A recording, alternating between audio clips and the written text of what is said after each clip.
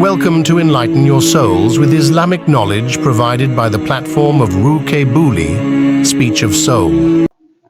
نحمده ونصلي على رسوله الكريم أما بعد فأعوذ بالله من الشيطان الرجيم بسم الله الرحمن الرحيم وعن عبد الله بن عمر رضي الله تعالى عنه قال رسول الله صلى الله عليه وسلم ينزل عيسى ابن مريم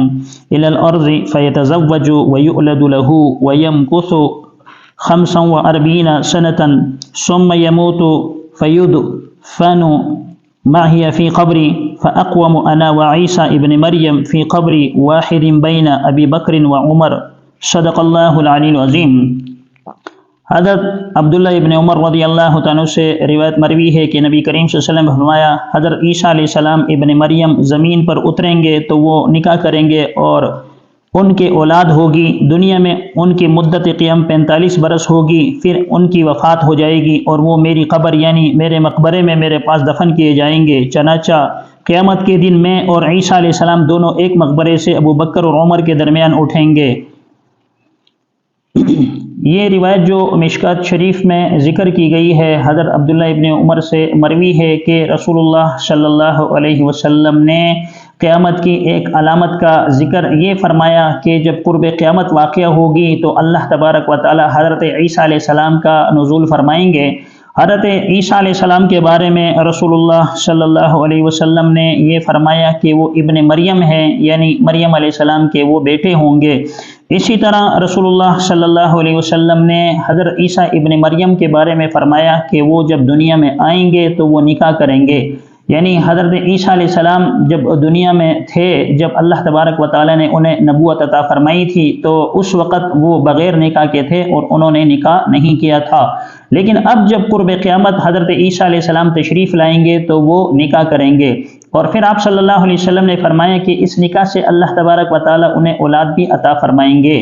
اور پھر وہ 45 سال تک یہاں دنیا میں قیام فرمائیں گے اور پھر اللہ تبارک و تعالی اسے وہ موت دیں گے اور وہ اس دنیا سے رخصت ہو جائیں گے۔ آپ صلی اللہ علیہ وسلم نے فرمایا کہ حضرت عیسیٰ علیہ السلام وہ میری قبر کے ساتھ انہیں دفن کیا جائے گا، یعنی میرے مقبرے میں ان کو دفن کیا جائے گا۔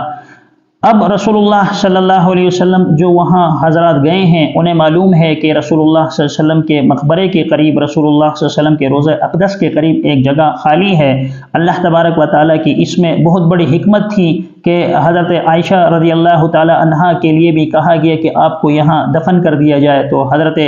عائشہ صدیقہ رضی اللہ تعالی عنہا نے اس سے وہ ناپسندیدگی کا اظہار فرمایا تھا، چنانچہ حضرت عائشہ رضی اللہ تعالی عنہا کو جنت البقیع میں دفن کیا گیا، رسول اللہ صلی اللہ علیہ وسلم کے مقبرے کے قریب انہیں دفن نہیں کیا گیا۔ اسی طرح حضرت عبد الرحمن بن عوف رضی اللہ عنہ کے بارے میں بھی آتا ہے، جب ان کی موت واقع ہو گئی تو ان کے بارے میں لوگوں نے حضرت عائشہ رضی اللہ تعالی عنہا سے پوچھا تو اس بارے میں بھی لوگوں میں اختلاف پیدا ہوا، تو اس صورت میں وہ رسول اللہ صلی اللہ علیہ وسلم کے مقبرے کے قریب نہیں دفن کیے گئے۔ اسی طرح اس میں اللہ تبارک و تعالیٰ کی فقہا فرماتے ہیں کہ بہت بڑی حکمت تھی جس کی وجہ سے یہ جگہ خالی پڑی رہی، اور آپ صلی اللہ علیہ وسلم کے ارشاد کے مطابق کہ میرے وہ ایک طرف حضرت ابو بکر ہوں گے اور ایک طرف حضرت عمر ہوں گے